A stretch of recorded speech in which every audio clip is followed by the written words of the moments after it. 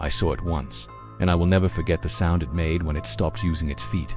The dragging the night started like any other late summer Saturday. We were deep in the Umpqua National Forest, about a mile past where the maintained trail ended. Myself, my girlfriend Sarah, and my younger brother Ben. We weren't camping, we were there for the folklore. Ben, a budding cryptozoologist who takes the subject far too seriously, had convinced us to drive out and film a stretch of woods famous locally for unconfirmed ritual sites and strange lights. We were setting up a motion-activated camera near a distinctive cluster of ancient, moss-covered stones Ben insisted was an altar. The air was dead still, heavy with the scent of pine and damp earth. And the only sound was the crunch of our boots and the low, constant hum of the insect life. We were focused on the camera settings when we all heard it at the same time, a low, resonant thud. It sounded like a heavy, waterlogged log hitting the ground a short distance away. "Did you hear that?" Sarah whispered, her voice tight. Ben had already frozen, his eyes wide, looking toward the deeper woods. It came from the creek bed. "That's probably where they do it." Ben had been reading old police reports about missing persons and fragmented local legends about groups that met in these woods. I didn't believe in the supernatural, but I believed in dangerous people doing dangerous things. Another thud. This one closer, unmistakable, and deliberate. We ditched the camera setup. The fear was instant and cold. We didn't run. We backed away slowly, carefully stepping over roots and keeping the stones between us and the source of the noise. We moved like ghosts, whispering directions to each other, our flashlights pointed downward to avoid giving away our position. Then the lights started. They weren't flashlights. They were small, flickering and irregularly spaced like candles being carried quickly through the trees. They bobbed rapidly, moving in a pattern that didn't make sense, crisscrossing the small clearing we were just leaving. Mixed with the flickering lights was a sound, low and guttural, that could have been chanting or perhaps someone being gagged. "Run!" I hissed, grabbing Sarah's hand. We broke cover and sprinted downhill, away from the strange lights and the heavy thudding noise. The terrain was awful.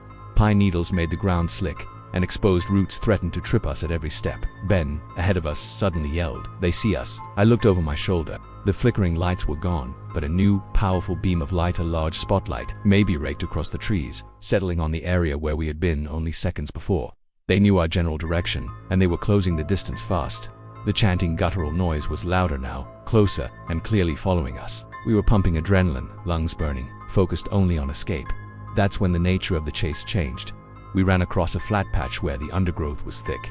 I heard the expected sounds of pursuit, the heavy crunch of feet on pine cones, the snapping of twigs. But then, as we plunged into a section of even denser woods, the sound behind us became utterly different. The rhythmic crunch, crunch, crunch of footfalls abruptly stopped, was replaced by a continuous, horrible she-sound, the noise of something massive and uneven being dragged over the moss, dirt, and fallen branches.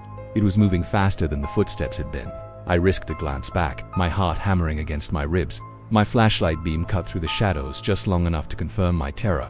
The light caught the outline of a figure, tall and darkly clothed, but its lower half was utterly obscured. It was moving too quickly for legs to carry it.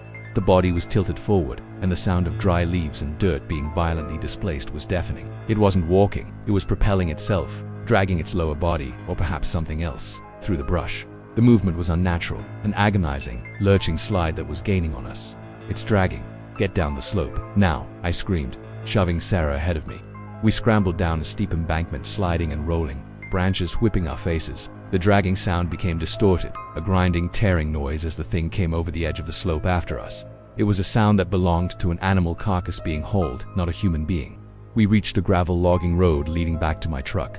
We didn't stop to look again. We just ran the remaining quarter-mile to the vehicle, fumbling with the keys, locking the doors, and speeding away. We drove until we reached the highway, safe and shaking. We never called the police. What would we have said? That we were chased by people using strange lights, who then switched to dragging something behind them faster than they could run. But the haunting memory of that chase remains clear. The sudden silence of the running feet, and the terrifying, escalating sound of something heavy, something non-human, being dragged relentlessly through the silent dark woods, following us home. It's the sound of desperation, and it's the sound of the woods closing in. We never went back for the camera.